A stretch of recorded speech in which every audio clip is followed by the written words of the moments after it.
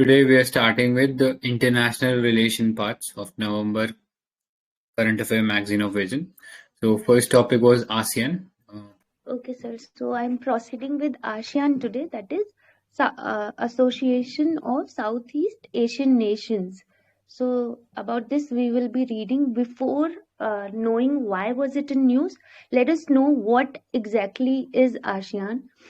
इसको हमने 1967 में एस्टैब्लिश किया था और आसियान डिक्लेरेशन का साइनिंग हुआ था, जिसको कि हम बैंकॉक डिक्लेरेशन भी कहते हैं। 5 कंट्रीज उस समय इस डिक्लेरेशन को साइन किए थे। कौन कौन सी? Indonesia, Malaysia, Philippine, Singapore and Thailand, also known as Bangkok declaration. Objective क्या है इस एसोसिएशन का? It will aim to accelerate economic growth, social progress and cultural development through joint endeavors among Southeast Asian nations. Mainly उनका focus इन्हीं nations पर रहेगा। ASEAN Summit highest policy making body है। ASEAN comprising the head of states और government of ASEAN member states।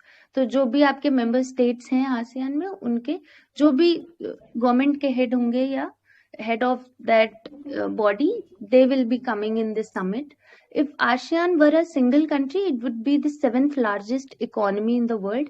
It is projected to rank as the 4th largest economy by 2050.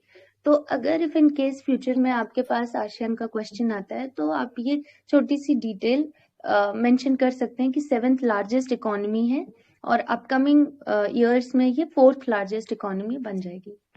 कौन कौन से, अच्छा बताएं कितने नेशन हैं इसमें और उनके नाम? 10 countries हैं। Yes sir. Myanmar, Thailand, Vietnam, Laos, Cambodia, Malaysia, Singapore, Indonesia, Brunei and Philippines. Correct, very correct, sir. Okay, so now let us see why was it in news. Because we have recently seen that 19th India ASEAN Summit was held in Cambodia. Okay, so this is quite important that 19th Summit was held in Cambodia. Let us know more about news. 2022 being celebrated as ASEAN India Friendship Year, as the summit also marked 30th anniversary. India ASEAN dialogue जब से शुरू हुआ 30 साल हो गए हैं हमको। की हाइलाइट्स क्या रही इस समिट की? दोनों साइड्स ने एलिवेट किया from strategic to comprehensive strategic partner to focus on specific areas. उसमें आपका maritime security, Indo Pacific cyber security, interoperability, digital financial system और भी बहुत सारी चीजें, इन सब मुद्दों पर बात हुई। कॉम्प्रिहेंसिव स्ट्रेटेजिक पार्टनरशिप जो होगी वो एनेबल करेगी cooperation mainly in areas like your health, energy, investment, make in India जो हमारा इनिशिएटिव है उसमें, टेक्नोलॉजी में, क्लाइमेट चेंज में and many other things. And why was it done? Because this was done via adoption of the joint statement on ASEAN-India Comprehensive Strategic Partnership. Not that important. India announced an additional outlay of $5 million for ASEAN India Science and Technology Fund. So this needs to be kept in mind. And this fund is going. This fund was established in 2008, and it will be facilitating our R&D projects which are associated with project developmental activities. Expedite review of ASEAN India Trade in Goods and Agreement. It will make it more user friendly, simple, trade facilitative होगा ये businesses के लिए और support करेगा आपके sustainable और inclusive growth को भी। तो इसलिए ASEAN India Trade in Good Agreement ये जो हुआ है ये भी important है। Significance क्या है India ASEAN relation का? ASEAN's centrality in India's foreign policy, a cohesive, responsive, prosperous ASEAN central to India's Act East policy. I think you all are aware of this policy, Act East policy, knowing that you all know. Indo-Pacific vision and contributes to security and growth for all in the region. जो हमारा सागर initiative है, Act East policy है और ये foreign policy है। इन सब में India और आसियान का जो रिलेशनशिप है वो काफी सिग्निफिकेंस है। Bilaterally India has signed strategic partnerships 4 ASEAN countries के साथ, इसको रिमेंबर रखें। कौन कौन सी वो 4 कंट्रीज हैं जिनके साथ हमने बायलैटरल स्ट्रेटेजिक पार्टनरशिप साइन किया है? इंडोनेशिया, मलेशिया, सिंगापुर और Vietnam. So these are the 4 countries. Connectivity और डेवलपमेंट पर भी बात करता है India ASEAN relation, specially north east जो रीजन है हमारी कंट्री का. Priority for India is also the ASEAN country. 2013 में India became the third dialogue partner of ASEAN to initiate an ASEAN connectivity coordinating committee India meeting. आपका जो connectivity है India, Myanmar, Thailand का trilateral highway से होगा वो, और इसे कालाधान मल्टी मॉडल प्रोजेक्ट कहते हैं. ये जो कालाधान मल्टी मॉडल प्रोजेक्ट है ये काफी इंपॉर्टेंट प्रोजेक्ट है. इसके बारे में थोड़ी सी कुछ डिटेल्स बता देती हूँ मैं आपको. मल्टी मॉडल प्रोजेक्ट क्यों? क्योंकि इसमें 3 तरह के मोड्स यूज होंगे, आपका सी, बोट और रोड. जो सी वाला मोड है वो आपके ईस्टर्न इंडियन सी पोर्ट जो कि कैलकाटा में है वहां से स्टार्ट होगा और आपके सितवे सी पोर्ट तक जाएगा. Sittwe sea port is Rakhine state of Myanmar. फिर वहां से बोट के थ्रू पलेटवा तक जाएगा, that is also in new Myanmar. Paletwa से आइजवाल जो कि मिजोरम है वहां पर फिर वो रोड से आएगा. सो इस तरह से मल्टी मोड है और ये कनेक्ट कर रहा है म्यांमार, इंडिया, थाईलैंड को. अब इस कनेक्टिविटी से होगा क्या? नॉर्थ ईस्ट इंश्योर करेगा प्रोग्रेस और डेवलपमेंट इस रीजन में. मैरीटाइम एंगेजमेंट भी है आसियान और इंडिया का. इनका ऑब्जेक्टिव मैरीटाइम एंगेजमेंट में मेनली मिलिट्री एक्सरसाइजेस को लेकर रहता है. इसमें 2 मिलिट्री एक्सरसाइजेस मेंशन की गई हैं, कॉर्पेट और सिम्बेक्स. तो ये कॉर्पेट और सिम्बेक्स किन 2 कंट्रीज के बीच है, आप में से किसी को पता है? सिम्बेक्स जो है वो सिंगापुर इंडिया के बीच में है, और कॉर्पेट जो है ना वो जनरली एक जनरल एक्सरसाइज है जो कि डिफरेंट कंट्रीज के साथ होती रहती है. तो नाम थोड़ा आगे पता होना चाहिए. इंडोनेशिया के साथ भी कॉर्पेट होता है कई बार, मलेशिया के साथ भी होता है. तो थोड़ा जनरिक सा नहीं है. Sorry to interrupt. इसमें आगे बढ़ने से पहले ना एक कई बार ना ये 10 कंट्रीज है तो नाम नहीं याद रहते. तो इसके लिए एक अच्छा नेमोनिक है, आप लोग मतलब नहीं पता तो लिख सकते हो. It is TV clip of MBBS. ऐसे करके थोड़ा हम लोग इसको बेटर तरीके से याद कर देते हैं. TV clip of MBBS. तो ये बनता है T for Thailand, V for Vietnam, T for Cambodia, L for Laos, I for Indonesia, P for Philippines. ठीक है. And then M for of silent है यहाँ पे. ठीक है. जो कैपिटल में वही कंट्रीज है. M for Malaysia, B for Burma, B for Brunei, S for Singapore. ठीक है. बस ये याद रखना कि मलेशिया जो म्यांमार है उसको हम बर्मा यहाँ पे डिनोट कर रहे हैं. ठीक है. ऐसे करके आप 10 कंट्रीज को याद रख सकते हो. Yes ma'am, continue. Thank you so much for the insight, sir. Okay, so moving on, we were on maritime engagement. So this maritime engagement, along with your military exercises, it is going to seek to tackle your non-traditional threats also in these regions, especially Southeast and East China Seas. जैसे कि piracy और drug trafficking होता है इस root के through, तो ये problems भी टैकल होंगी अगर हमारा इंगेजमेंट रहेगा आसियान नेशंस के साथ. It also helps to bypass choke points, जैसे कि हमारा मलक्का स्ट्रेट है इंडियन ओशन रीजन में. ये ऑलमोस्ट 90% इंडिया का ट्रेड यहाँ से होता है कैरी फॉरवर्ड. सिक्योरिटी भी एक पॉइंट ऑफ व्यू है इस एंगेजमेंट का. India and ASEAN aim to establish a rules based security architecture.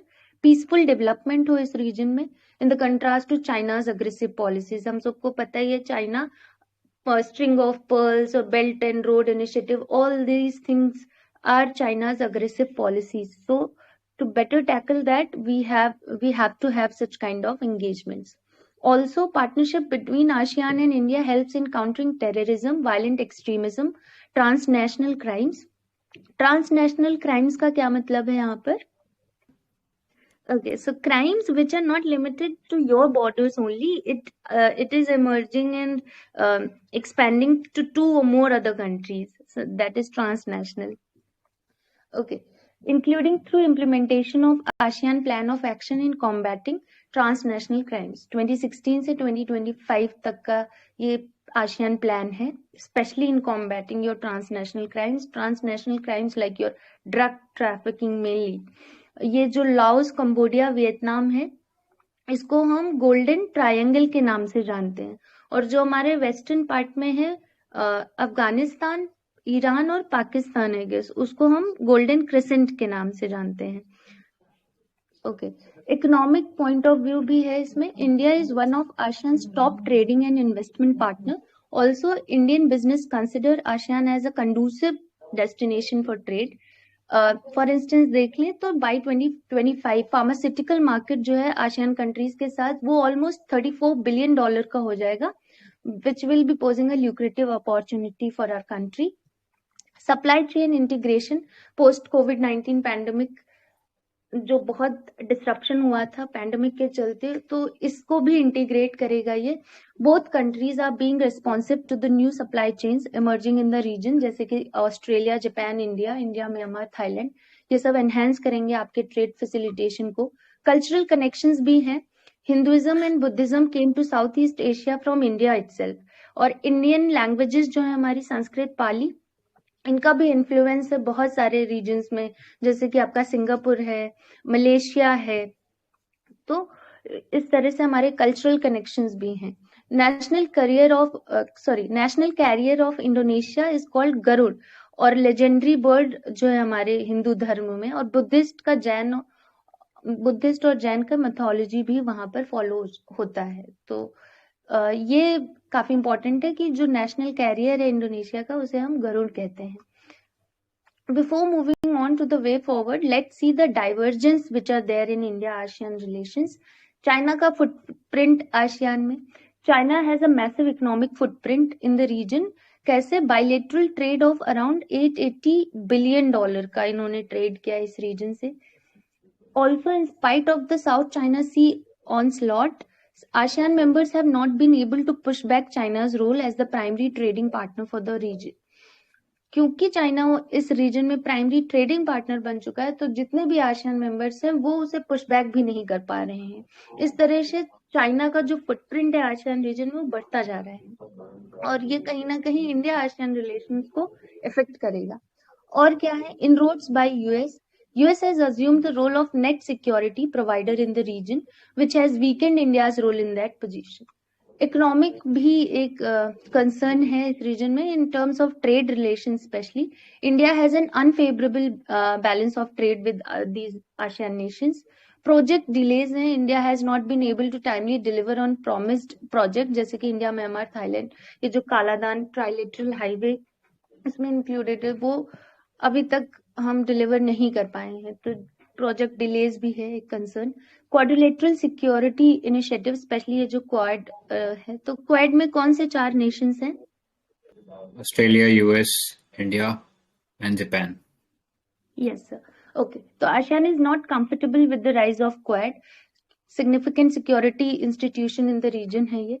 It does not like the idea of the Quad being viewed as a threat to ASEAN centrality and does not wish to be entangled in a possible power transition taking place in the Indo-Pacific region. तो ये दोनों ही countries को effect करने वाला है. अब ये सारे चैलेंजेस है हमारे पास, तो इनके वे फॉरवर्ड्स देख लेते हैं. सबसे पहले तो आप कन्वर्जेंस करें. इंडिया और आसियान के जो डिफरेंसेस हैं, specially in terms of perspective, intention, या जो हमारे एक्शन है सेवरल बायलैटरल, रीजनल और इंटरनेशनल इश्यूज को लेकर, important for ASEAN and India to continue engaging each other to avoid any misunderstanding on these matters.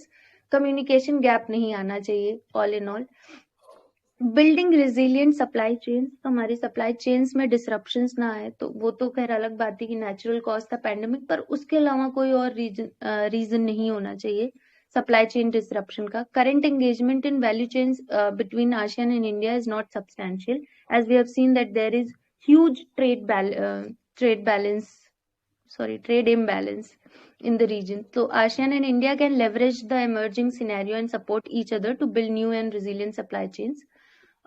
They should explore this opportunity. ASEAN and India must upgrade the skilling, improve logistics services, and strengthen the transportation infrastructure.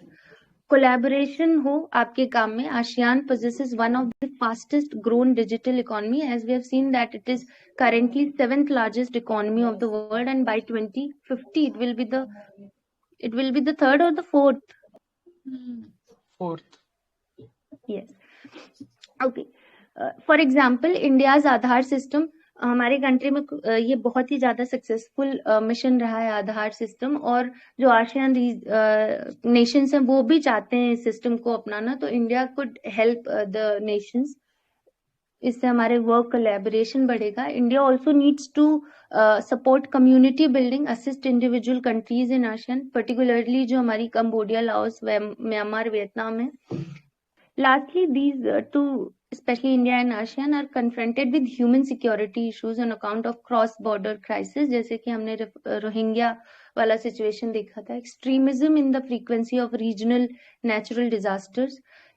This is an area of cooperation which can help to build goodwill and deepen existing relations between the governments and the people of both sides. तो ये हमारे way forwards हैं, जो हमने ऊपर challenges देखे उनको लेकर के. So yes, I missed out India ASEAN quick facts which needs to be remembered. Political देखें तो sectoral dialogue partner है इंडिया और ये आसियान नेशन 1992 से, and they have forged strategic partnership in 2012. Forged मतलब they have copied this strategic partnership and they have now built it to comprehensive strategic partnership like we have seen. Economic, ASEAN India Trade in Goods Agreement, which was signed in 2009. This is India ASEAN Trade in Services and Investments in 2015. Tourism and people-to-people contact. India is the first dialogue partner to sign an MOU, Memorandum of Understanding. It will strengthen tourism cooperation ASEAN nations के साथ. At the 25th anniversary of ASEAN-India dialogue relations in 2018, they adopted Delhi Declaration. ये वाली कौन सी anniversary थी जो अभी recently हुई थी? 19th? We just read it out. It's 30th anniversary. Okay. Which charts out the future directions of ASEAN-India strategic partnership. So these are the quick facts which you can mention in your answer. अभी तक जो भी initiatives रहे हैं India ASEAN को लेकर. So this was all about this topic. If any one of you having any more suggestions or additions, you're most welcome. Thank you. Yep. तो एक इम्पोर्टेंट चोक पॉइंट की बात हो रही थी ना यहाँ पे, तो with regards to that Malacca strait पता होना चाहिए.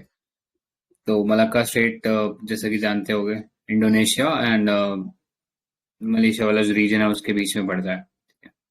What divides Indonesia and Malaysia is Malacca, or what divides Java and Sumatra is Sunda Strait. Correct. सुंडा करेक्ट. ठीक है. Right. तो ये वाले थोड़े से ना टर्म देख लेना, like this is quite important when you talking about foreign relations. ठीक है, कि जब किसी कंट्री के साथ या किसी ग्रुपिंग के साथ हम इंडिया के जो टाइज है उनको एक्सप्लेन कर रहे हैं, तो ये कीवर्ड जरूर आना चाहिए. जैसे यहाँ पे इंडिया और आसियान की हम बात करें तो वी शुड राइट के this is comprehensive strategic partnership. ठीक है, तो इस टाइप की हर कंट्री के साथ अलग अलग पार्टनरशिप है, तो इस टाइप के कीवर्ड्स पहले ही तैयार रखना with regards to different countries in group, ताकि आंसर में थोड़ा सा एक वैल्यू लगे. ठीक है, तो ये चीजें थोड़े कीवर्ड होने चाहिए आंसर में इस टाइप के, तो इसको ध्यान रखना. फिर नेक्स्ट टॉपिक पे चलते हैं, that is geopolitics of food security. It was basically जो रशिया और यूक्रेन के बीच में अभी जो कन्फ्लिक्ट चल रहा था उसके बीच में एक दोनों के बीच में एक डील कर ली गई थी रशिया यूक्रेन के बीच में, जिसके थ्रू ब्लैक सी के थ्रू जो ग्रेन्स था उनका ट्रांसपोर्ट हो सकता है.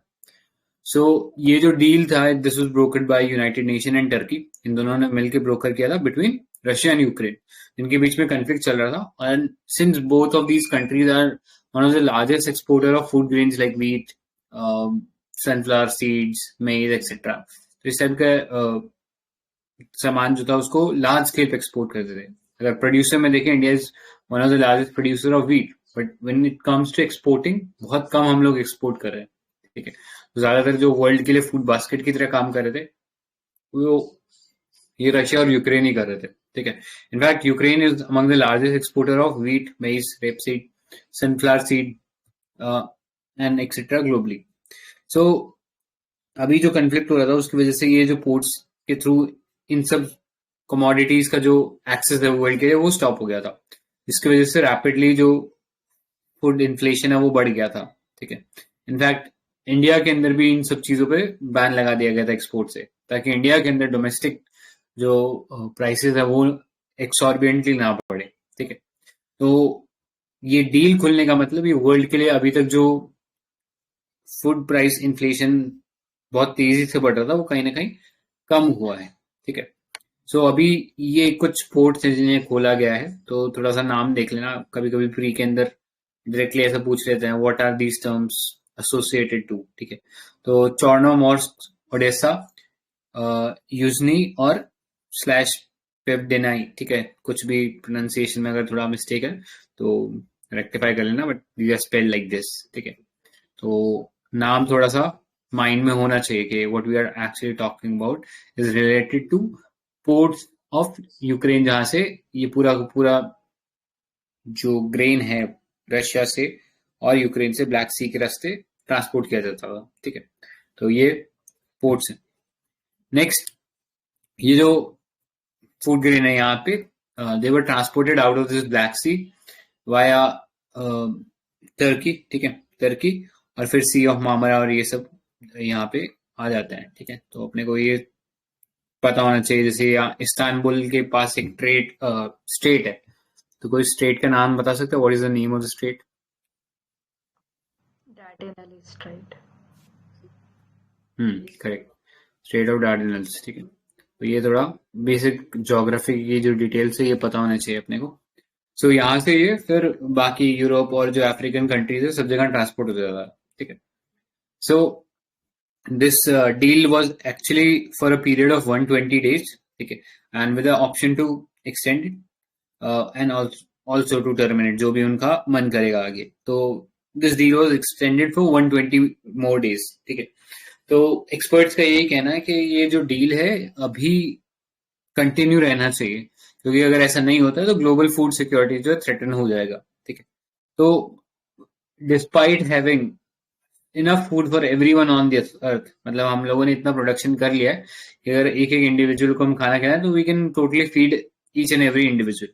बट फूड सिक्योरिटी कहीं ना कहीं नहीं इंश्योर हो पाने का मतलब एक जियोपॉलिटिकल क्राइसिस है। ठीक है, तो इसको थोड़ा सा और डिटेल में देखते हैं। पहले ये जान लेते हैं फूड सिक्योरिटी है क्या। Sir, sorry to बोलो। cut you here. ये इस्तांबुल वाला straight is Bosphorus straight, and नीचे जो है ना सी ऑफ मरमरा और सी ऑफ अजो को कनेक्ट करते हुए वो है डार्डेनल्स वाला। Sorry for the wrong answer. Istanbul वाला बॉस्फोरस है। सॉरी, तो करेक्ट कर लेना, ये सही बोला, बॉस्फोरस स्ट्रेट है पहले, उसके बाद जो स्ट्रेट है ना वो डार्डेनल्स है। ठीक है, तो सीक्वेंस थोड़ा सा करेक्ट कर लेना। ऑलराइट, आगे चलते हैं।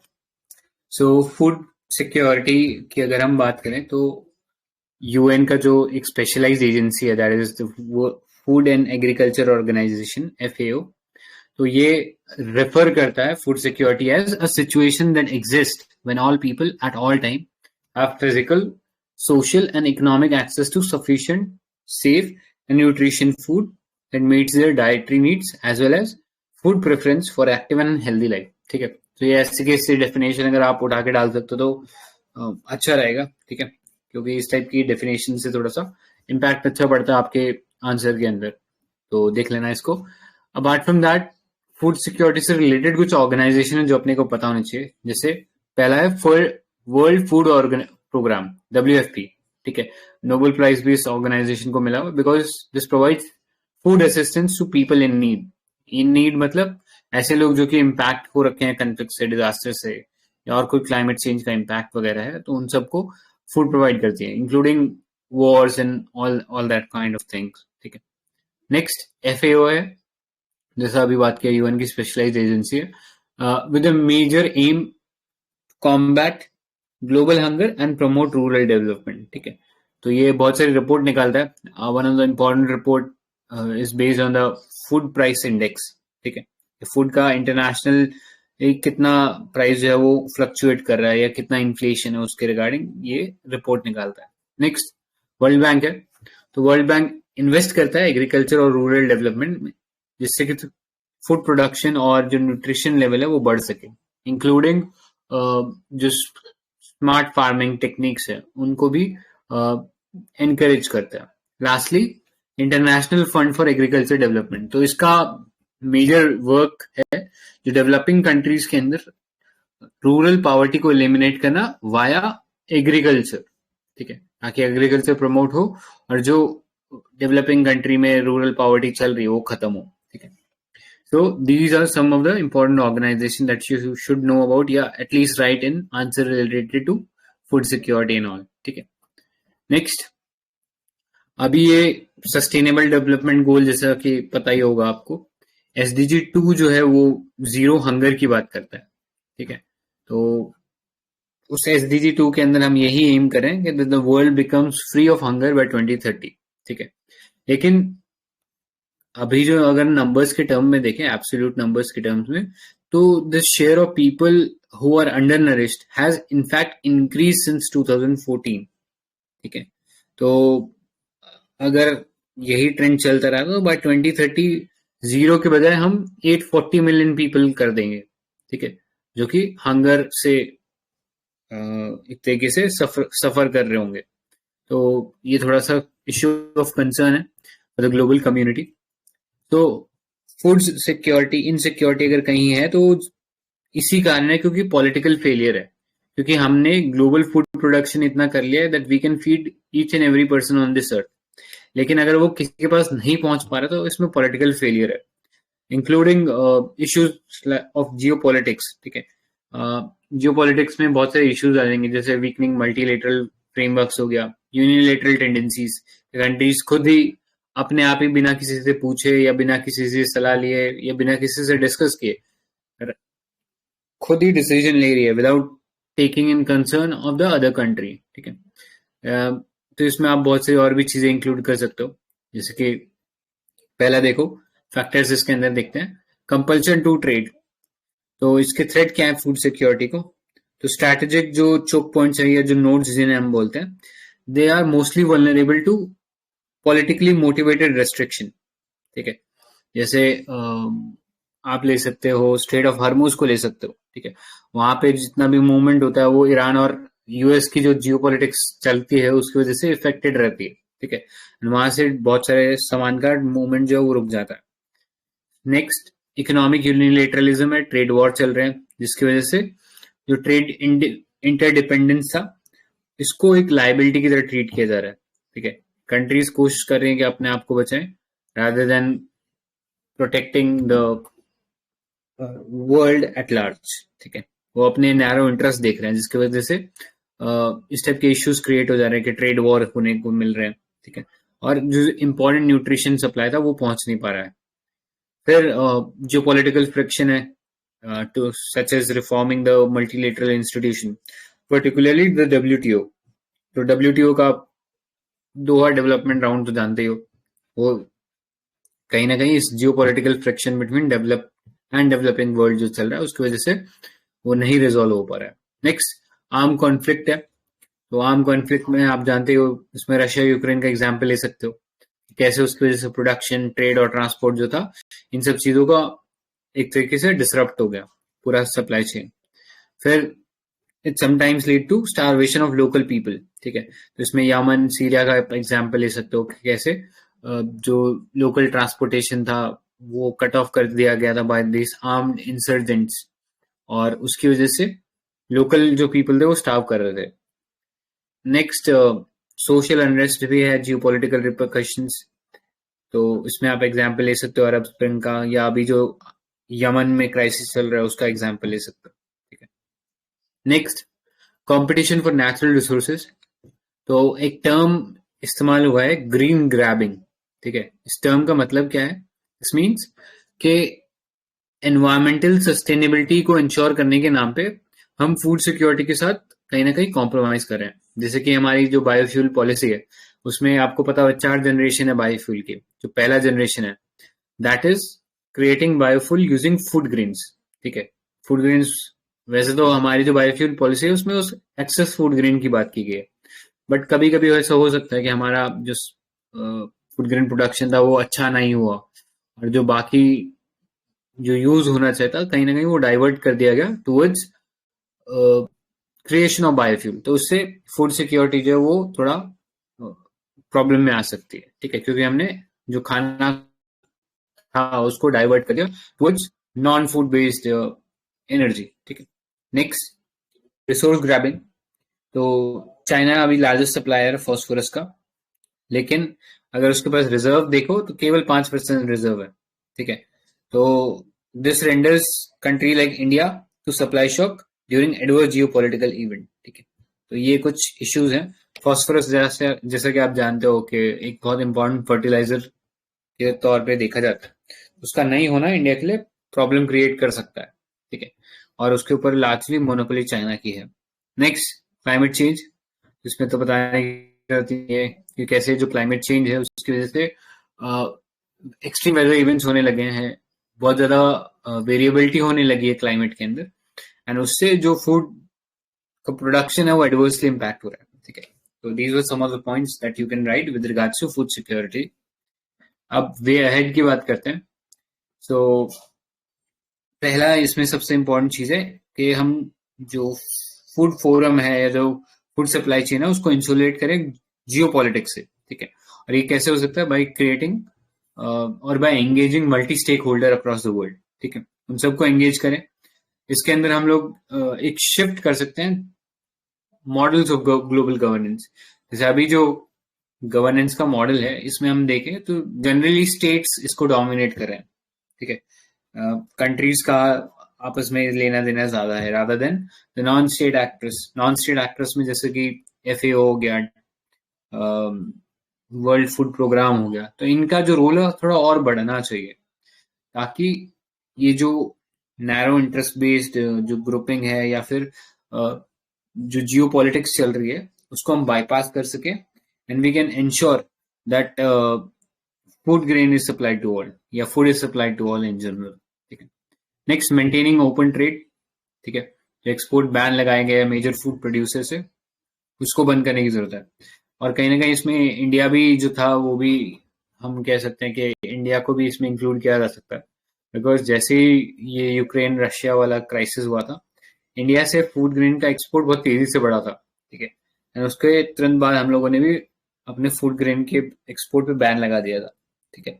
तो इस टाइप से ग्लोबल जो फूड सप्लाई था वो थोड़ा कट ऑफ हो गया था, या ग्लोबल फूड सप्लाई कम हो गया था, जिसकी वजह से जो रेट से बढ़ गए थे, ठीक है।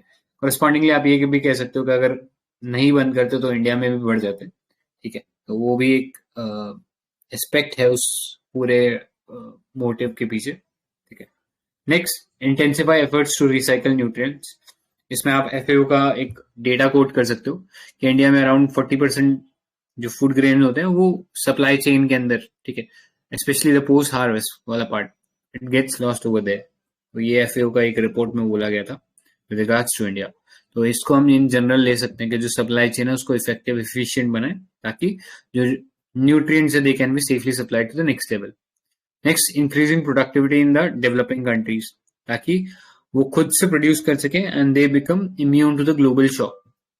लास्टली, क्लाइमेट रेजिलिएंट क्रॉप्स लाने की जरूरत है। तो इसमें HYV, हाई यील्डिंग वेराइटी, या GM क्रॉप्स, इस टाइप के इनोवेटिव जो सोल्यूशन है वो लिख सकते हो, apart from like improving water management and all, ठीक है। So this was with regards to food security. इसमें कुछ important initiative है, थोड़ा सा पता होना चाहिए, एंड उसमें सबसे important initiative है 12th Ministerial Conference of WTO, ठीक है, जहाँ पे ये अनाउंस किया गया था कि हम एग्जेम्प्ट करेंगे food purchase by UN's World Food Programme, ठीक है। इसने जो भी परचेज किया है फूड ग्रेन, इसको हम एग्जेम्प्ट करेंगे। तो इंडिया से थोड़ा सा प्रॉब्लम ये भी था कि इंडिया से हम जो फूड एक्सपोर्ट कर रहे थे, ठीक है, उस पर प्रॉब्लम ये भी था कि वो पब्लिक स्टॉक होल्डिंग का था, ठीक है। पब्लिक स्टॉक होल्डिंग का जो भी सामान है उसको हम एक्सपोर्ट में नहीं बेच सकते, वो WTO की एम्बर बॉक्स सब्सिडी में आता है, ठीक है। आई होप सबको याद ही होगा, वो 3 टाइप की सब्सिडी थी, एम्बर, ब्लू और ग्रीन।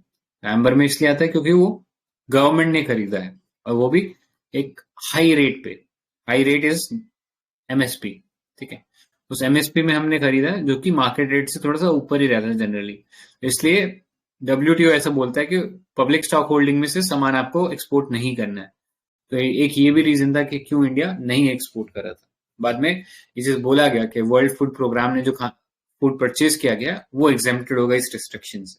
ठीक है। इसके अलावा बाकी भी इम्पोर्टेंट, मतलब इतने इम्पोर्टेंट इनिशिएटिव नहीं है, so will not be discussing that here. आप पीडीएफ में इसको देख सकते हो। ठीक है।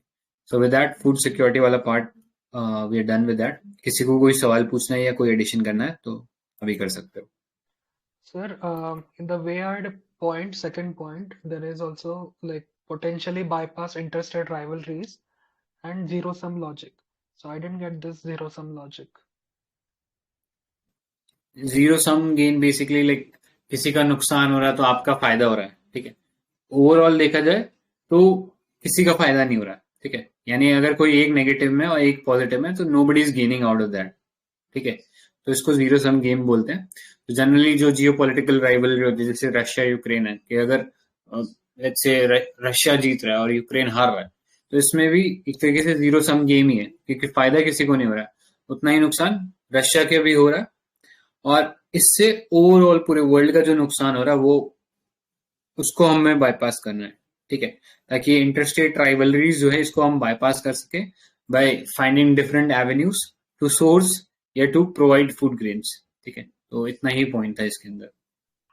तो स्टार्ट करते हैं। Indian diaspora in UK 2022 marks the 130th anniversary of election of Dadabhai Naoroji to House of Commons. तो ये 130th anniversary of election of Dadabhai Naoroji to House of Commons. First person of Indian origin to be elected to the House of Commons. So Indian diaspora in UK status, contribution and challenges. तो population percentage यही है। 2011 census of England के मुताबिक Indian origin people account for 2.5% of UK's overall population. That is 2.5% according to 2011 census of England. ये Indian origin के हैं population. Then economic status इनमें they are like basically Indians are prosperous and dynamic ethnic minority UK में. And active political participation in Indian community in Britain has made its presence felt in political arena. 15 Indian origin members in the House of Commons and 25 peers in the House of Lords, which compares favorably to the Indian origin population, right? And before moving forward, एक बार ये box देख लेते हैं। Dadabhai Naoroji Parsi origin के हैं, first Indian to be elected to Parliament in Britain. Then he has proposed drain theory in his 1901 book Poverty and Un-British Rule in India. इनका journal था Rast Goftar. This was published in 1851, Rast Goftar, and he has been Congress president thrice. That is in 86, 93. And 1906. Can somebody tell ये मतलब कहाँ के session? At least name one session, place of one session in तीनों में से. No, actually, I'm sorry, I have not checked it. 1906 Calcutta ही था। Calcutta था ना? हाँ। कैलकटा था, वहाँ पे स्वराज को एक्सेप्ट किया था, तो इसलिए इम्पोर्टेंट है 1906। करेक्ट। तो ये 1906 वाला इम्पोर्टेंट है। 86-93 मतलब if you want you can have a look at it. फिर Dadabhai Naoroji help found the, ये इम्पोर्टेंट है, London Indian Society and East India Association. Usually we remember East India Association, तो लंदन इंडियन सोसाइटी भी important है। Then Naoroji played a pivotal role in mentoring future moderates in, मतलब he has mentored Tilak, Gokhale and Gandhi, and he spoke for the underdog, for women, for elderly, Irish home rule को भी support किया इन्होंने। And he has fought for, ये पता नहीं कभी पूछ भी सकते हैं, abolition of House of Lords in Britain. He wanted to completely abolish House of Lords. So then what is the significance of Indian diaspora for India? So one of the highest remittances in the world, मतलब ज़्यादा remittances मिलता है to India, one of the highest, and they also help in transfer of knowledge, resources and expertise, and also bridge the market for development. And they also help in managing natural calamities, that is social, cultural and political organizations in UK. They raise generous amount of contributions for relief during any calamity. And with ongoing programs to support people in need, charities like Akshay Patra, Britain Asian Trust, and Pratham UK are one of these big charitable trusts. And इससे पहले let's have a look at challenges faced by diaspora. क्या है? Discriminative practices owing to racial colonial mindset persists, right? And disparity in jobs and racial abuse due to terrorist branding, like they cannot differentiate between different turbans. Fair revision of visa norms post Brexit, and lack of representation in local politics, that is at the mayor level. These are the challenges faced by Indian diaspora. Okay. And next is agents of change. So diaspora acts as an agents of change by facilitating and enhancing investment, accelerating industrial development, and boosting international trade and tourism. So moving on, creating pro-India political context. So Indian diaspora has strong affinity and links with India and its community. They have lent significant support to form pro-India lobby groups in 3 major political parties in UK. So they help in creating pro-India political context as well. Then इसमें मतलब Indian Prime Minister has been invited to a G7 summit in 2021. This is one of the examples. Soft power जैसे yoga, Ayurveda, Indian cuisine, all these things have been shared. Intercultural ये भी हो रहा है. Then 2017 was celebrated as the India-UK Year of Culture to mark the 70th anniversary of Indian independence. And there has been a gradual mainstreaming of Indian culture, जैसे cuisine, cinema, languages, religion, philosophy, performing arts. So these are the things. Then government initiatives to connect with the diaspora. क्या है? Pravasi Bharatiya Divas. It is an initiative started by government in 2003 to mark the contribution of Indian community overseas in the development of India. Then Ministry of Overseas Indian Affairs has been merged with Ministry of External Affairs to provide streamlined support to Indian overseas, right? So support streamline करने के लिए they have merged these 2 ministries. Then No India program, ये 3-week orientation program है for diaspora youth, conducted with a view to promote awareness of different facets of life in India. Then social security agreement with foreign countries for protection of Indian communities abroad. So these are the initiatives. Way forward देख लेते हैं. To strengthening the bilateral relationships, India-UK relationship will pave the way for improved people-to-people ties and better multifaceted engagement. And improved bilateral relationships will help navigate visa problems and bring more opportunities for Indian students. Then addressing problems of blue-collar working overseas. तो एक standard labor export agreement negotiate करना है with the host country, and monitoring and supervision of our overseas workers, and compulsory insurance scheme covering the risk faced, and cooperation between the center and the state to effectively handle local problems. So faced by NRI, and connecting at economic level with the diaspora. Diaspora professionals working in senior positions in manufacturing industry, they help promote India as an important destination for outsourcing. Then government could consider issuing special infrastructure bonds for attracting NRI or PIO investments from the diaspora philanthropists. Then ICCR, Indian Council for Cultural Relations, this will deepen relations with diaspora by expanding scope of activities, and establishing Pravasi Bharatiya Bhavan. It can provide a venue for commemorating the history and achievements of the diaspora. देख लेना international relation के perspective से भी और society के perspective से भी कुछ टर्म्स हम लोग इसमें यूज कर सकते हैं. इंटरनेशनल रिलेशन में तो आपको समझ में आ रहा होगा. सोसाइटी के पर्सपेक्टिव से ये है कि कैसे हम लोग अपना कल्चर जो है वो ग्लोबलाइज्ड वर्ल्ड जैसा हो गया है, और इंडियन डायस्पोरा उसमें कितना इंपॉर्टेंट रोल प्ले कर रहा है इंडियन कल्चर को प्रमोट करने में. ठीक है, तो उस पर्सपेक्टिव से भी पॉइंट्स हैं, तो उसको उठा सकते हो। So that was it about, ठीक है। इसमें इम्पोर्टेंट प्रवासी भारतीय दिवस है, तो किसी को पता है किस लिए सेलिब्रेट करते हैं प्रवासी भारतीय दिवस? मतलब गांधी टू की commemorate Gandhi's arrival to India. Correct, correct, correct. तो गांधी जी का अराइवल था साउथ अफ्रीका से इंडिया, तो उसी को कमेमोरेट करते हैं। और जितने भी इंडियन ओरिजिन के जो भी लोग हैं या एनआरआईज हैं, उनके कंट्रीब्यूशन को बेसिकली हम लोग सेलिब्रेट करते हैं इसके थ्रू, ठीक है। तो थोड़े से इम्पोर्टेंट डिटेल थे इसमें जो पता होने चाहिए। सो विद दैट ये वाला टॉपिक कंप्लीट हो गया है। Right, तो स्टार्ट करते हैं with topic 2.4। There was Southern African development community, SADC, ठीक है। तो ये एक ऑर्गेनाइजेशन है, मतलब साउथ अफ्रीका नाम से कंफ्यूज मत होना, it is a grouping of south African countries, ठीक है, जो अफ्रीका का जो सदर्न रीजन है उसमें इंक्लूड हो जाती है बहुत सारी कंट्रीज। आप यहाँ पे देख सकते हो ब्रॉडली ये कुछ कंट्रीज है like DRC, Democratic Republic of Congo, Angola, Zambia, Namibia, South Africa, Botswana, ठीक है, जाम्बिया, ये सब इसमें टोटल कुल मिला के 16 कंट्रीज का ये ग्रुपिंग है।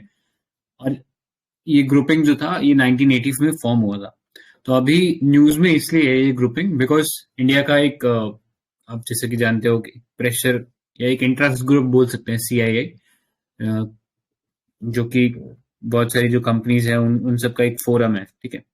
तो ये CII और एग्जिम बैंक ने एक रीजनल कनक्लेव किया था on India southern Africa growth partnership, ठीक है। इसके ऊपर ये कनक्लेव किया गया था, तो इसलिए ये जो बॉडी है इंटर गवर्नमेंटल ऑर्गेनाइजेशन ये न्यूज में है, ठीक है। सो इस कनक्लेव के अंदर बेसिकली इंडिया का जो इकोनॉमिक इंटीग्रेशन इस रीजन के साथ उसको बढ़ाने की बात की गई थी, ठीक है। इस कनक्लेव के अंदर जो इंडिया का जो एक विजन है अफ्रीका को लेके, which includes investment of 150 billion US dollars, ठीक है, इसका इन्वेस्टमेंट है। और हमारा जो ट्रेड है बिटवीन इंडिया एंड अफ्रीका उसको बढ़ाकर 200 बिलियन डॉलर्स करने की बात की गई थी, ठीक है। तो ये इंडिया का अफ्रीका जो विजन डॉक्यूमेंट है उसमें भी ऐसा बोला गया है, ठीक है। तो 2030 का इसमें टारगेट है।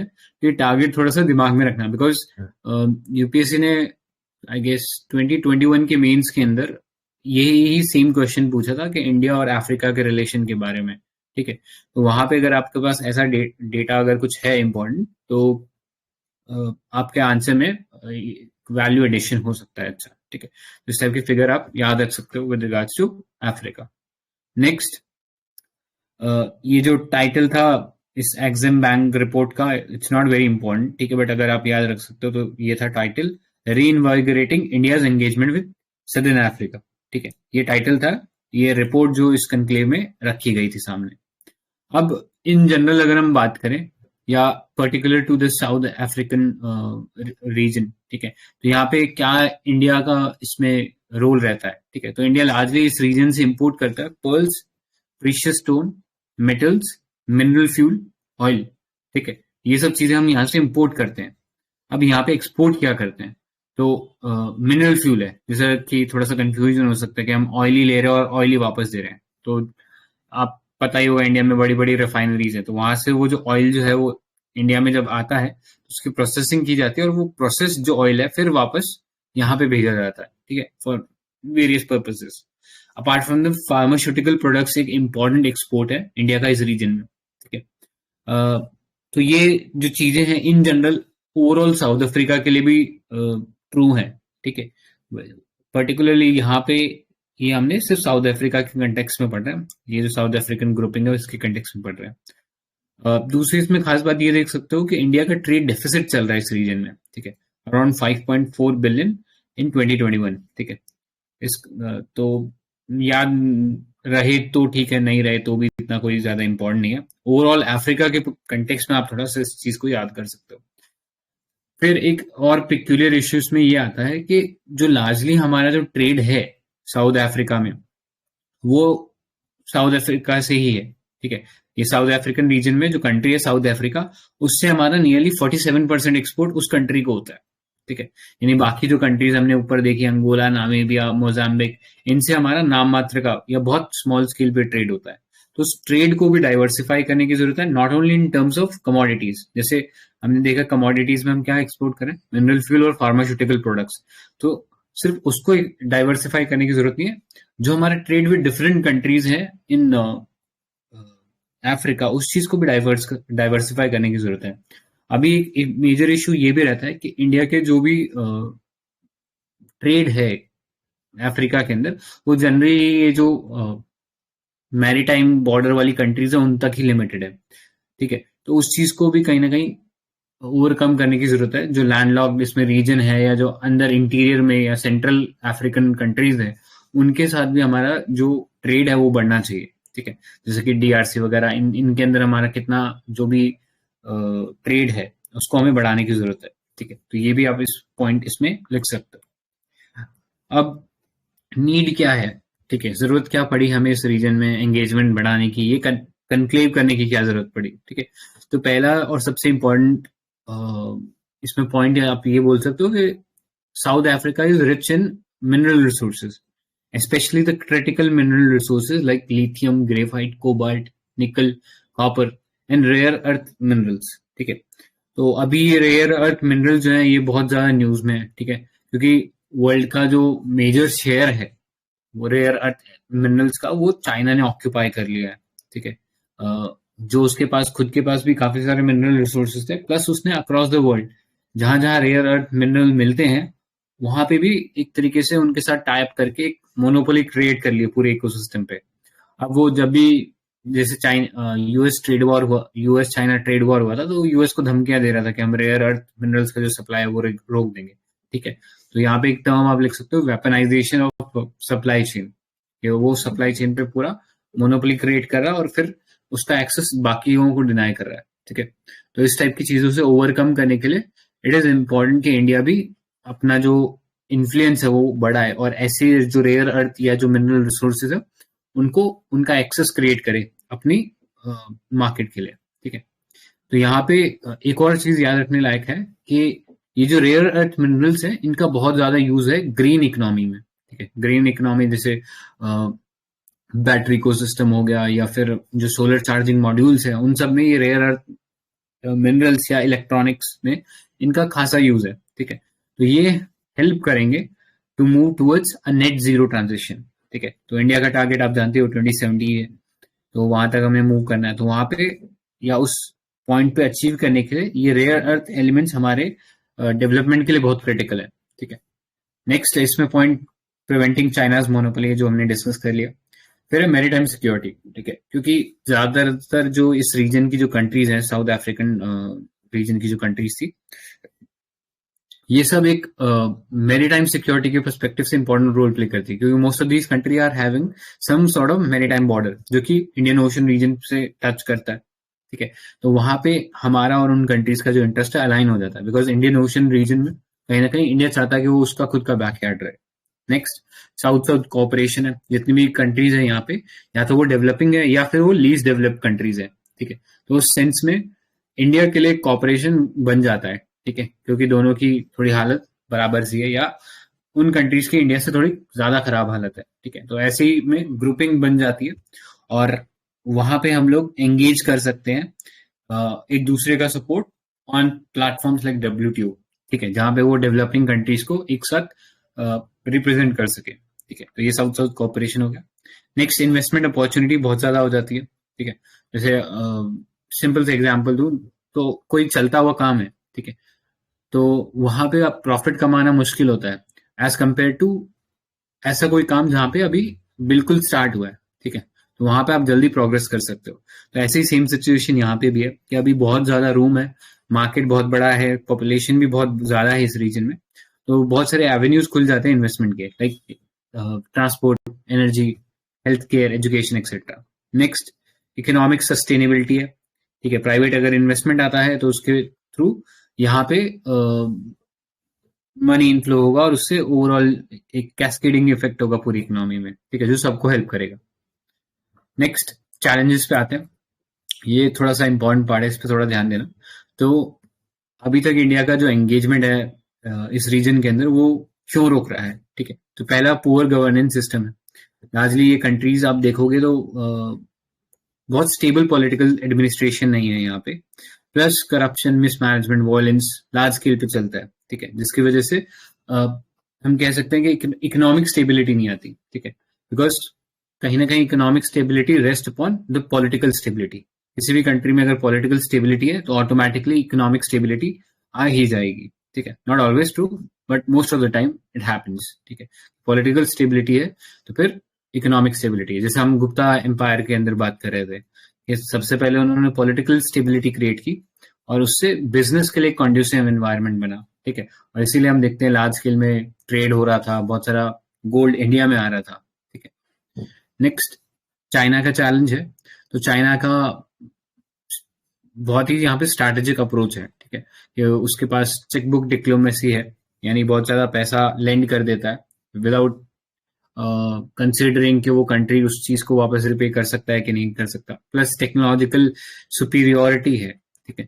और जो एंगेजमेंट है वो इंडिया से ज्यादा है। मतलब अगर हम इंडिया चाइना का इंडिया अफ्रीका और इंडिया चाइना अफ्रीका का जो ट्रेड सिनेरियो हम देखेंगे तो ऑलमोस्ट 10 टाइम्स हमसे हायर है चाइना का, ठीक है। तो वो एक इश्यू क्रिएट करता है। Next lack of clear strategy है, specially on the part of India, ठीक है। तो जनरली हमारे जो यहाँ पे इन्वेस्टमेंट रहता है वो बहुत ही डिस्क्रीट रहता है, ठीक है। वो कोई कॉम्प्रिहेंसिव स्ट्रैटेजी का पार्ट नहीं है, जिसके चलते हम उसके इफेक्टिव जो बेनिफिट्स है उसको रीप नहीं कर पाते। जैसे चाइना की अगर बात करूं तो अगर कोई मदद देता है तो उसके बदले वो कुछ एक्सपेक्ट करता है, ठीक है। वो क्लियर स्ट्रैटेजी का पार्ट है। ऑल्दो इंडिया के अपने जो इथोस हैं वो इस तरीके की बात नहीं करते कि हम लोग ऐसा क्विड प्रो को वाला कोई कॉन्सेप्ट लेके आए, यानी कुछ मदद करें ताकि कुछ बदले में ले सकें। ऐसा इंडिया का इथो नहीं रहा है, बट स्टिल एक कॉम्प्रिहेंसिव पॉलिसी होगी तो हम उस चीज को बेटर तरीके से कर पाएंगे, ठीक है। आई एम नॉट सेइंग कि क्विड प्रो को करें, बट इतना अगर हम इन्वेस्टमेंट करें तो उसका कुछ रिटर्न भी आना चाहिए, ठीक है। तो उस चीज को इंश्योर करने की जरूरत है ताकि हम जो भी इन्वेस्टमेंट कर रहे हैं उसका एक डिसेंट अमाउंट हमें मिले या हमारी कंपनीज को मिले, ठीक है। नेक्स्ट डाइवर्सिटी का फैक्टर है।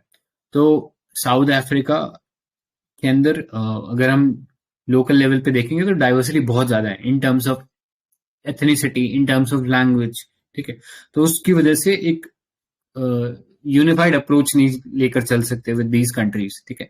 You have to be very specific किस रीजन में आप कैसे डील कर रहे हो, ठीक है। तो उसको समझने की जरूरत है, कल्चर को समझने की जरूरत है, मतलब की लैंग्वेज समझने की जरूरत है। तो तब जाके हम लोग इफेक्टिवली कोई यहाँ पे काम कर पाएंगे। Next skill labour. तो क्योंकि साउथ अफ्रीका में हमने देखा पॉलिटिकल स्टेबिलिटी नहीं रहती, उसकी वजह से सोशल स्टेबिलिटी भी हार्म्ड रहती है, which is marked by a poor public education system, जिसकी वजह से स्किल्ड लेबर की बहुत कमी है यहाँ पे, ठीक है। तो वो एक इश्यू है। एंड एक मेजर इश्यू यहाँ पे ये भी है कि फॉरेन कंट्रोल जो है उसके ऊपर लिमिट्स है। जैसे इंडिया के अंदर एफडीआई के ऊपर लिमिट्स थी, ठीक है, तो वैसे ही यहाँ पर भी कुछ लिमिट्स लगाई गई हैं। जैसे कि अगर मैं एग्जाम्पल आपको दूं तो यहाँ पे बेसिकली अगर कोई भी गवर्नमेंट का टेंडर है उसमें आपको प्रेफरेंस चाहिए, बिडिंग प्रेफरेंस, तो आपको जो नेटिव ब्लैक्स हैं वहाँ के लोग रहने वाले जो हैं उनको उनके साथ पार्टनरशिप में कंपनी बनानी पड़ेगी। जैसे अगर आपने सुना हो तो पहले इंश्योरेंस कंपनी थी, वो फॉरेन कंपनी इंडिया में आके इंश्योरेंस चालू कर सकती थी, बट वो सबको पार्टनरशिप में करना पड़ता था, ठीक है। जैसे डिफरेंट कंपनीज थी, ठीक है, अभी मेरे को नाम नहीं आ रहा, बट आईसीआईसी लॉम्बार्ड सुना होगा, ठीक है। तो आईसीआईसी इंडिया का हो गया, लॉम्बार्ड बाहर से एक कंपनी आ गई, ठीक है। तो ऐसे करके बहुत सारी इस टाइप की अपनी कंपनी सुनी होगी इंश्योरेंस के अंदर, जो जुड़ जुड़ के इंश्योरेंस बेच रही थी। जैसे अपोलो म्यूनिक एक कंपनी थी, वो म्यूनिक बाहर की थी, अपोलो इंडिया की थी, वो मिलकर ये इंश्योरेंस बेच रहे थे, ठीक है। तो इस टाइप का इन लोगों ने भी कुछ कंट्रोल मैकेनिज्म बना रखा है। नेक्स्ट आगे जाने से पहले ये कुछ वैल्यूज देख लो जो कि स्टेयर करता है इंडिया का जो भी कॉपरेशन है अफ्रीका में। पहला डिमांड ड्रिवन, कि जो लोग चाहते हैं, ठीक है, ऐसा नहीं कि इंडिया उसके ऊपर थोप रहा है। फिर कंडीशनैलिटी फ्री, जो पॉइंट मैं पहले रेज कर रहा था कि इंडिया जो पैसा दे रहा है वो कहीं ना कहीं ये सोच के नहीं दे रहा कि उसके बदले रिटर्न मिलना चाहिए। अगर इसके कंपैरिजन में चाइना को देखेंगे तो चाइना जस्ट इसका उल्टा कर रहा है, वो कंडीशनल फैसिलिटीज देता है ताकि इन कंट्रीज को फंसाया जा सके in seeking more favourable terms on a later period of time. ठीक है, और लास्टली पार्टनरशिप जो है वो इक्वल बेसिस पे रहेगी। ठीक है, तो ये कुछ इंडिया के इथोस हैं जो ड्राइव करते हैं इंडिया का कॉपरेशन इन अफ्रीका। नेक्स्ट, ये जो एग्जिम बैंक का जो कनक्लेव था इसके अंदर कुछ स्ट्रैटेजीज प्रपोज किए गए थे। पहला था strategic alliance for critical minerals, Indian company जो है जॉइंट वेंचर सेटअप कर सकते हैं to raise fund and start exploring critical minerals like cobalt, lithium etcetera. Next, हम डेवलप कर सकते हैं वैल्यू चेन। ठीक है, जहां पे हम ये चीज इंश्योर कर सकते हैं कि इंडिया का जो एक्सपोर्ट है इस रीजन में वो 50% हो जाए एटलीस्ट बाय 2030। ठीक है, करंटली वो 20% से भी कम है। फिर इंक्रीज कर सकता है मतलब इंडिया का कॉपरेशन यहाँ पे इंक्रीज कर सकता है सर्कुलरिटी इन अफ्रीका माइनिंग सेक्टर। अभी हम कैसे कर सकते हैं, जो भी माइनिंग आपको पता है बहुत ही ज्यादा पॉल्यूटिंग होती है, तो इंडिया की जो कंपनीज है वो यहाँ पे अपनी जो टेक्निकल नो हाउ है उसको शेयर करें, प्लस साथ ही सेटअप करें some environment friendly techniques like using water saving technology, renewable energy, repurposing waste rock. ठीक है, जो उससे रॉक्स खराब होते हैं, ठीक है, निकलते हैं माइनिंग के दौरान, उनको भी किसी तरीके से रिपर्पस किया जा सके। सो ये कुछ एरियाज हैं जिसमें हम इंडिया की जो कंपनीज है like Vedanta etcetera they can help here. Next, trade finance को प्रोवाइड करा सकते हैं इस रीजन में। ठीक है, तो इंडिया के जो DFIs हैं, डेवलपमेंट फाइनेंस इंस्टीट्यूशन, वो प्रोवाइड करा सकते हैं सॉफ्ट लोन्स यहाँ पे। लास्टली, मैरीटाइम और डिफेंस कॉपरेशन। ठीक है, मैरीटाइम वाला वैसे हमने पहले भी डिस्कस कर लिया कि यहाँ पे जो कंट्रीज हैं इस रीजन में वो इंडियन ओशन से भी बाउंड्री शेयर करती हैं। ठीक है, तो वहां पे हमारा इंटरेस्ट मर्ज करते हैं। Plus India is increasingly emerging as a defence exporter. ठीक है, जो कि अफ्रीकन कंट्रीज को, क्योंकि यहाँ पे जो कंट्रीज है उनकी इतनी लार्ज स्केल डिमांड नहीं है। ठीक है, क्योंकि आपस में ये जो कंट्रीज हैं इनको बहुत स्मॉल स्केल इक्विपमेंट चाहिए, तो वो इंडिया क्विकली बना सकता है और इनको सप्लाई कर सकता है। As of now India is the 23rd largest defence exporter to these countries according to the SIPRI report. ठीक है, तो ये रिपोर्ट आप कोट करके लिख सकते हो कि इंडिया यहाँ पे एक इंपॉर्टेंट डिफेंस पार्टनर भी बन गया है। ठीक है, अब कुछ इनिशिएटिव देख लेते हैं जो कि इंडिया अभी तक रन कर रहा था अफ्रीकन कंट्रीज के साथ या उनके लिए। ठीक है, जैसे Indian technical and economic cooperation है, जहाँ पे हम जो हमारी फ्रेंडली कंट्रीज होती है उनके लोग जो है ह्यूमन रिसोर्स का डेवलपमेंट करते हैं उनका। ठीक है, ताकि उनको ट्रेनिंग कराए और फिर वो अपनी कंट्री में जाके वो जो भी डेवलपमेंटल एक्टिविटीज हैं उसमें पार्टिसिपेट करें। तो ये एक सॉफ्ट स्किल प्रोग्राम कह सकते हो। ठीक है, हम सॉफ्ट स्किल का इस्तेमाल कर रहे हैं by training their human resource. Next, SAGAR है। तो सागर तो बहुत फेमस इंडिया का मैरीटाइम डॉक्ट्रिन है, जिसमें हम बात करते हैं security and growth for all in the region. ठीक है, तो इसमें भी क्योंकि इंडियन ओशन के लिए है स्पेसिफिकली सागर डॉक्ट्रिन, तो ये अगेन अफ्रीका जो कंट्रीज है उनके साथ भी लागू होता है। Next, Asia Africa growth corridor. तो आप जैसा कि जानते हो कि इंडिया और जापान ने मिलकर अफ्रीका के अंदर इन्वेस्ट करने की बात की गई थी। ठीक है, तो इसका नाम although Asia Africa growth corridor है, लेकिन इसमें दो ही कंट्रीज हैं, इंडिया और जापान, जो कि मिलके इन्वेस्टमेंट करते हैं अफ्रीका डेवलपमेंट। ठीक है, इसके अलावा इंडिया अफ्रीका डिफेंस डायलॉग है जो 2022 में डिफेंस एक्सपो के दौरान हेल्ड किया गया था। और भी एग्जिम बैंक के चलते रहते हैं, हमारे ह्यूमैनिटेरियन असिस्टेंस चलते रहते हैं। ठीक है, अभी जैसे मोजाम्बिक में साइक्लोन आया था तब हमने हेल्प किया था, वैक्सीन मैत्री में हमने इनको वैक्सीन प्रोवाइड करी थी। देन लास्टली और सबसे आई थिंक इम्पोर्टेंट चीज है द गाइडिंग प्रिंसिपल्स। ठीक है, अब क्या गाइडिंग प्रिंसिपल है उतना डिटेल में जाने की जरूरत नहीं है, बस ये चीज याद रखना कि प्राइम मिनिस्टर ने आउटलाइन किया था 10 guiding principal for India Africa engagement. ठीक है, इतना डिटेल में मत जाना कि क्या ये 10 प्रिंसिपल है, बस ये याद रख लेना कि 10 गाइडिंग प्रिंसिपल है जो इन्होंने दिए हैं, और जब भी अफ्रीका के बारे में कोई आंसर आए तो आप वहां पे इस चीज को लिख सकते हो। ठीक है, so this was with regards to India and the South Africa region. ठीक है, South Africa development community. But in general जो हमने चीजें पढ़ी वो ओवरऑल अफ्रीका के लिए भी लागू हो सकती हैं। ठीक है, तो अभी तक जो पढ़ा उसमें किसी को कोई डाउट है तो पूछ सकते हो। कोई डाउट नहीं है तो आगे चलते हैं। India UN development partnership fund, तो अभी रिसेंटली इंडिया और यूएन ने एक डेवलपमेंट पार्टनरशिप फंड जो था उसकी 5th एनिवर्सरी सेलिब्रेट करी थी, ठीक है, विच marks 5 years of the South South cooperation. So this fund was basically established in 2017 under the famous organization called UNFCCC, which is United Nations Framework Convention on Climate Change, ठीक है, तो इसके बारे में तो आप जानते हो। तो इसी ऑर्गेनाइजेशन के अंडर इसको फॉर्म किया गया था और इसमें हमारी जो गवर्नमेंट है उसने कमिट किया था कि हम लोग up to 150 million US dollar जो है over a period of 10 years we will provide to this fund, ठीक है। सो ये जो फंड है इसको मैनेज कौन करता है, तो यूनाइटेड नेशन का office for south south cooperation है, वो इसको पूरा मैनेज करता है। और ये वाला जो ऑफिस है ये यूएनडीपी ने शुरू किया था इन 1974, ठीक है। तो ये पूरा जो फंड है this is basically to coordinate the south south cooperation, ठीक है। तो कोई बताना चाहेगा what is south south cooperation, हम जो बात कर रहे हैं क्या है साउथ साउथ कोऑपरेशन, ठीक है। सो साउथ साउथ कुछ नहीं है, बहुत सिंपल सी चीज है कि जो डेवलपिंग कंट्रीज हैं एंड जो लीस्ट डेवलपिंग कंट्रीज हैं they are consider south southern countries, ठीक है, और जो डेवलपिंग कंट्रीज है दे कंसिडर डेवलप्ड कंट्रीज है दे कंसिडर नॉर्दर्न कंट्रीज, ठीक है। तो रीजन इसका बहुत बेसिक सा यही है कि जो इक्वेटर के ऊपर की जो कंट्रीज है लार्जली वही डेवलप्ड है, उससे नीचे जो कंट्रीज है वो लीस्ट डेवलप है, तो इसलिए एक कॉमन सा नेम चला आ रहा है काफी समय से, ठीक है। तो ये सदर्न कंट्रीज जो है ये अपना एक इंटरेस्ट सिक्योर करने के लिए साउथ साउथ कॉपरेशन इनके लिए एक टर्म यूज किया जाता है, ठीक है। जैसा अभी हमने अफ्रीका में बात किया था तब भी हम बोल रहे थे कि साउथ साउथ कॉपरेशन हो रहा है क्योंकि यहाँ पे भी डेवलपिंग और लीस्ट डेवलप कंट्रीज जो है वो आपस में एंगेज कर रही है, ठीक है। नेक्स्ट एक ट्रायंगुलर कॉपरेशन होता है, ठीक है। ट्रायंगुलर कॉपरेशन का किसी को आइडिया क्या होता है, what is triangular cooperation? Cool है। तो देखो ट्रायंगुलर कॉपरेशन भी बहुत सिंपल सा कॉन्सेप्ट है। यहाँ पे दो डेवलपिंग कंट्रीज एक डेवलप्ड कंट्रीज के साथ इंटीग्रेट करती है, ठीक है, या एंगेज करती है सो दैट डेवलप्ड कंट्रीज से जो भी टेक्निकल नो हाउ है या कोई फंडिंग है वो डेवलपमेंट एक्टिविटीज की तरफ इन्वेस्ट की जा सके इन द डेवलपिंग कंट्रीज, ठीक है।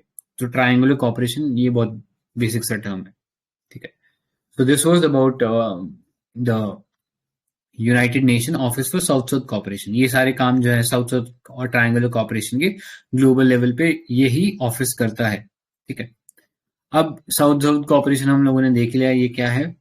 सो ये साउथ साउथ कॉपरेशन का जो कॉन्सेप्ट है ये एक्चुअली यूएन की जो मीटिंग थी Buenos Aires which is in Argentina, वहां पे ये जो कॉन्सेप्ट आया था साउथ साउथ कॉपरेशन का, जिसके रिगार्डिंग एक बुएनस एरिस प्लान ऑफ एक्शन है जिसको बापा नाम से शॉर्टली बोला जाता है। तो ये जो बापा है ये बेसिकली प्रमोट करता है जो टेक्निकल कॉपरेशन है डेवलपिंग कंट्रीज के अक्रॉस होनी चाहिए उसके लिए एक फ्रेमवर्क देता है ये, ठीक है, बापा। तो याद रखना ये बापा जो है डेवलपिंग कंट्रीज से रिलेटेड एक टर्म है, ठीक है। सो नेक्स्ट इसमें जो फंड जो हमने देखा इसके थ्रू हम लोग कंक्लूड इस तरीके से कर सकते हैं कि हम फोकस करें ऑन स्पेसिफिक एक्टिविटीज जिसके मल्टीप्लायर और कैटालिटिक इफेक्ट होंगे, जैसे कि इंफ्रास्ट्रक्चर डेवलपमेंट हो गया और उसमें भी social infrastructure like roads, railways और ब्रिजेस, ठीक है, जिससे जो सोसाइटी है उसको ज्यादा इम्पैक्ट हो, ठीक है, पॉजिटिव इम्पैक्ट हो।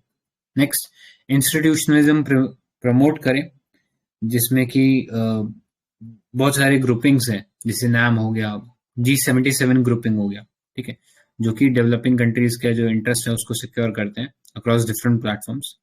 Next report on the state of south south cooperation, एक रेगुलर रिपोर्ट ला सकते हैं जिसके अंदर हम बता सकते हैं क्या जरूरतें हैं, क्या स्टेप्स लेने की जरूरत है, क्या बेस्ट प्रैक्टिसेस हैं, क्या best examples across the world, ठीक है। तो ये सब चीजें हम कर सकते हैं। अभी एक छोटा सा आई थिंक टॉपिक रह गया था हर्डल्स का, साउथ साउथ कॉपरेशन में हर्डल्स क्या जाती हैं। तो देखो लार्जली यहाँ पे हम देखते हैं कि डोमिनेंस जो है डेवलप्ड कंट्रीज का रहता है, जिसकी वजह से जो साउथ साउथ सॉलिडेरिटी है वो कभी बनी नहीं पाती, ठीक है। तो वो एक इशू है। Next lack of unanimously accepted definition, ठीक है, सब कंट्रीज का अपना एक अलग परसेप्शन है, तो एक यूनिफाइड परसेप्शन या एक जॉइंट परसेप्शन क्रिएट करने की जरूरत है, ठीक है। नेक्स्ट, थोड़ा सा नॉर्थ ओरिएंटेड माइंडसेट रहता है कि कंट्रीज जो है वो आपस में एंगेज नहीं करना चाहती और जो वेस्टर्न प्रिंसिपल्स है उसकी तरफ अलाइन करना चाहती है, ठीक है। फिर म्यूचुअल सस्पिशन और राइवलरीज रहती है, ठीक है, जो डिफरेंट डेवलपिंग कंट्रीज है उसकी वजह से, और इस वजह से जो कॉपरेशन है वो कभी सक्सेसफुल हो नहीं पाता, ठीक है, except a few occasion. So these are some of the hurdles that you should write in the answer, ठीक है। So this was all about the United Nation Development Partnership Fund. तो अभी तक जो पढ़ा उसमें किसी को कुछ पूछना है? Cool. तो नेक्स्ट टॉपिक पे चलते हैं फिर, which is news in short. So Himangi ma'am, you may continue now. Okay, let's start with news in short in this section of international relations. First topic is friend shoring. काफी important है ये topic. So let's see what it is. It is basically आपकी जो economic integration है उसको और ज्यादा deepen करेगा। कौन करेगा? यूएस करेगा, अपनी जो भी कंट्रीज को वो शामिल करना चाहता है। तो यूएस के जो ट्रेजरी सेक्रेटरी हैं उन्होंने फ्रेंड शोरिंग वाला कॉन्सेप्ट इंडिया के लिए ऑफर किया है। ये इसमें क्या करेंगे? It is a means to insulate global supply chains from external disruptions और इकोनॉमिक कोअर्शन। तो ये आया क्यों कॉन्सेप्ट आपका फ्रेंड शोरिंग वाला? जैसे कि अभी हमने हाल में ही देखा कोविड-19 पैंडेमिक, या फिर चाइना यूएस का जो ट्रेड वॉर हो रहा था, रशिया का इन्वेजन यूक्रेन पर, और भी ऐसे बहुत सारे जो एक्सटर्नल डिसरप्शंस होते हैं जिसकी वजह से हमारी इकोनॉमी काफी ज्यादा इफेक्ट होती है। तो वो ना हो, उसको टैकल करने के लिए फ्रेंड शोरिंग जैसा कॉन्सेप्ट ले आया गया है यूएस के द्वारा। इसमें होगा क्या? It is ideas is for a group of countries with shared values to deploy policies encouraging companies to spread manufacturing within that group. और ये जो ग्रुप होगा फ्रेंड शोरिंग वाला, इसमें जो भी मेंबर कंट्रीज होंगी वो लोग ऐसा कुछ कॉन्सेप्ट लाएंगे कि जो भी मैन्युफैक्चरिंग हो वो इस ग्रुप के अंदर encourage करें कंपनीज कि आप भाई मैन्युफैक्चर करो apart from the external disruptions. Sectors कौन कौन से इन्वॉल्व होंगे जिस पर कि मैन्युफैक्चरिंग को जोर दिया गया है? तो आपका semiconductor industry, green energy, telecommunication और मिनरल इंडस्ट्रीज, ये मेन सेक्टर्स होंगे, इंपॉर्टेंट सेक्टर्स। इस फ्रेंड शोरिंग का सिग्निफिकेंस देखते हैं तो it will prevent Nations, specially China और रशिया जो हैं, from unfairly leveraging their market positions global economy में। डाइवर्सिफाई करेगा आपके ग्लोबल सप्लाई चेन्स को और हेल्प करेगा आपके बिजनेसेस को ताकि वो और फ्लेक्सिबल हो सकें एक्सटर्नल शॉक्स से, जैसे कि वॉर या famine, like we have mentioned before. क्या कंसर्न्स रहेंगे? तो सबसे पहले तो ये कि इसको हम डीग्लोबलाइजेशन प्रोसेस की तरह देख रहे हैं, क्योंकि ये एक पर्टिकुलर ग्रुप फॉर्म हो रहा है कंट्रीज का जो सिर्फ वही इन्वॉल्व होंगी, ओवरऑल ग्लोबल लेवल पर इसको नहीं लॉन्च किया गया है। तो ये एक कंसर्न है। पुअर कंट्रीज जो होंगी they will be needing global trade और वो एक्सक्लूड हो जाएंगी इस चीज से। तो ये दो कंसर्न है main. This was about friend shoring. One more thing which we need to keep in mind, there are related terms to this, off shoring and reshoring. तो ऑफ शोरिंग में क्या होता है? कोई भी कंट्री अपनी कंपनीज को किसी और कंट्री में शिफ्ट करती है। क्यों? क्योंकि वहां पर चीपर लेबर आपको मिलेगा। तो कंट्री ने अपनी कंपनी को दूसरी कंट्री में शिफ्ट कर दिया, that is of shoring. Reshoring क्या हुआ? जब वहां पर शिफ्ट किया, फिर देखा कि जिस चीज को, जिस इंटेंशन को ध्यान में रख के आपने कंपनी वहां शिफ्ट की थी वो तो फुलफिल हो ही नहीं पा रही, तो आपने क्या किया? होम कंट्री में वापस ले आया आप अपनी प्रोडक्शन कंपनी को, then that is reshoring. So this was all about friend shoring. Now next topic is China Indian Ocean region. Yes sir. इसमें थोड़ा सा ऐड कर देता हूँ। देखो अभी कॉन्सेप्ट क्या था, ग्लोबलाइजेशन वर्ल्ड का एक कॉन्सेप्ट चल रहा था, ठीक है। तो ग्लोबलाइजेशन में कंपनीज वर स्प्रेडिंग आउट, ठीक है। एमएनसीज का कॉन्सेप्ट आया था कि वो अपनी कंट्री से निकल के दूसरी कंट्रीज में बिजनेस करने जा रही है, ठीक है। फिर ग्लोबलाइजेशन में ही एक नया ट्रेंड चला जिसको बोला जा रहा था ऑफ शोरिंग, कि कंपनीज क्या कर रही थी, companies were like to make their products cheaper, they were shifting their businesses या manufacturing to countries where labour was cheap या रॉ मटेरियल वॉज चीप, ठीक है। तो उन कंट्रीज, सपोज यूएस की कंपनी थी, लेट्स से नाइक, ठीक है। नाइकी यूएस का एक बहुत फेमस शू ब्रांड है, ठीक है। तो वो क्या करता है, वो जितने भी जूते जो बनाता है वो यूएस में नहीं बनाता है, they are manufactured in Vietnam और चाइना। तो क्योंकि वहां पे चीप लेबर था, ठीक है, बहुत फायदा मिला, बहुत फायदा मिला। ऐसे ही करके बहुत सारी कंपनीज ने चाइना के अंदर अपने बेसिस सेटअप किए, ठीक है। उससे चाइना को भी फायदा हुआ, यूएस की कंपनीज को भी फायदा हुआ, क्योंकि उन्हें वो प्रोडक्ट सस्ते में मिल गए, ठीक है। लेकिन अब चाइना के अंदर इतनी ज्यादा जो प्रोडक्शन कैपेसिटी डेवलप हो गई कि अब वो थ्रेटन कर रहा है यूएस जैसी कंट्रीज को with those with the dominance in the supply chain, ठीक है। अब सब मैन्युफैक्चरिंग जो फैसिलिटीज हैं जब चाइना के पास, तो इजीली थ्रेटन कर सकता है किसी भी कंट्री को कि हम अपना जो मैन्युफैक्चरिंग कर रहे हैं वो स्टॉप कर देंगे और आपको सप्लाई करना बंद कर देंगे, ठीक है। जो टर्म पहले इस्तेमाल किया था, which is weaponisation of supply chain. China इस टाइप की हरकतें कर रहा है, ठीक है। प्लस हमने देखा बहुत सारे ग्लोबल इवेंट हुए, जैसे कोविड लॉकडाउन हुआ, यूएस चाइना ट्रेड वॉर हुआ, या अभी रिसेंटली जो रशिया ने इन्वेड किया यूक्रेन को, उसके बाद में देखने को मिला कि हमारा जो सप्लाई चेन है वो रेजिलियंट नहीं है, ओवर डिपेंडेंस है हमारा चाइना के ऊपर, ठीक है। तो यूएस ने ये डिसाइड किया कि अब हम जो है एक ऐसी कंट्रीज का ग्रुपिंग बनाएंगे जो लाइक माइंडेड है, ठीक है। Like minded in the sense कि वहां पे डेमोक्रेसी है और भी जो ह्यूमन राइट वैल्यूज हैं वो हमारे जैसे सिमिलर है। तो इन कंट्रीज का एक ग्रुपिंग बनाएंगे और अपना जो सप्लाई चेन है उसको उन कंट्रीज के अंदर ही कंसंट्रेट करने की कोशिश करेंगे, यानी चाइना पे जो डिपेंडेंस है उसको कम कर दें, ताकि इन केस आगे इस टाइप के कभी भी सप्लाई साइड डिसरप्शन आए तो उससे हमारा जो सप्लाई चेन है वो रेजिलियंट रहे, ठीक है। तो ऐसे ही बहुत सारे ग्रुपिंग और भी बने, जैसे इफ रिमेम्बर SCRI हमने एक ग्रुपिंग पढ़ा था, सप्लाई चेन रेजिलियंस इनिशिएटिव, जो कि इंडिया, जापान और ऑस्ट्रेलिया ने मिलकर बनाया था। तो इस टाइप के कॉन्सेप्ट थोड़े से आ रहे हैं और ये ग्लोबलाइजेशन का जो प्रिंसिपल है उसके अगेंस्ट है, मतलब थोड़ा सा उसके एंटी जा रहे हैं, बिकॉज ये रियलाइज किया गया कि जो सप्लाई चेन है उसको रेजिलियंट बनाने की जरूरत है, ठीक है। तो ये था रीशोरिंग का कॉन्सेप्ट। तो इसमें एग्जांपल्स आप इस तरीके से कोट कर सकते हैं, SCRI वगैरह। So that was all. Ma'am continue. Thank you so much, sir, for this deep insight. Now, I have to, yes, discuss China Indian Ocean Region Forum. तो all you need to know about this topic is कि China ने अभी एक ये forum ले आया है, China Indian Ocean region forum. इसमें आपकी 19 कंट्रीज हैं, इस रीजन में जितनी भी कंट्रीज हैं, स्पेशली इंडिया के जितने नेबर्स हैं वो सब हैं एक्सेप्ट इंडिया। इसमें चाइना क्या करेगा, it will establish a marine disaster prevention, mitigate करेगा आपके कोऑपरेशन मैकेनिज्म को चाइना के और ये जो 19 कंट्रीज हैं इस इंडियन ओशन रीजन में, इनके साथ। So this is all about this, not that important topic. एक और पॉइंट जो आप इसके बारे में याद रख सकते हैं वो ये कि इसको ऑर्गेनाइज कौन करता है, तो चाइना का इंटरनेशनल डेवलपमेंट कोऑपरेशन एजेंसी है, जो कि आपका बीजिंग का नया डेवलपमेंट एड एजेंसी भी बोला जाता है, चाइना का international development cooperation agency, not that important.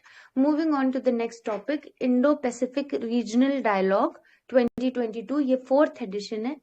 तो ये है क्या, बेसिकली इसमें आपका एनुअल कॉन्फ्रेंस होता है इंडियन नेवी का, एनुअल बेसिस पर क्या हो रहा है, कॉन्फ्रेंस हो रहा है इंडियन नेवी का, but this is the apex level international, so this is why it is important. इसमें होगा क्या, आपके जो नेवी के जितने भी नेवीज हैं उनका एंगेजमेंट होगा और स्ट्रेटेजिक लेवल पर वो एंगेजमेंट होगा। It is going to foster exchange of ideas and promote deliberations regionally relevant maritime issues पर स्पेशली। और थर्ड पॉइंट है कि it is a track 1.5 event having a balanced representation from government and non-government agencies. So this was all about your Indo-Pacific regional dialogue, काफी important है, एक बार देखिएगा जरूर। Next is currency monitoring list.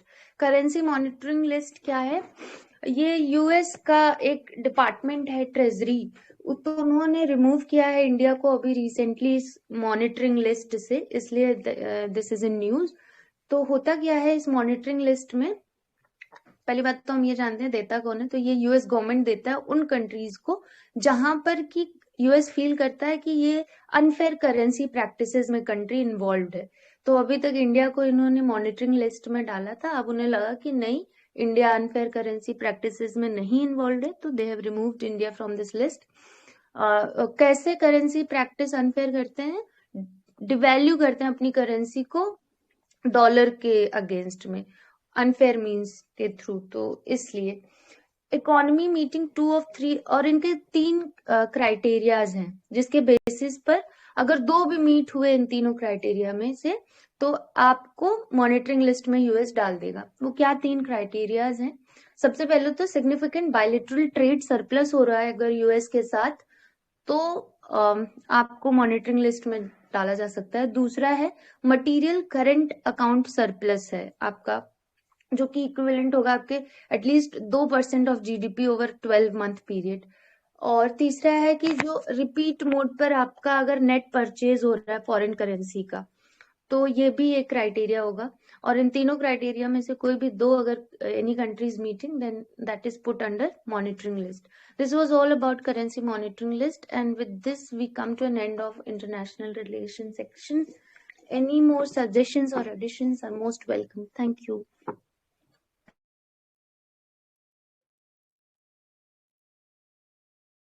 So I have a question on this.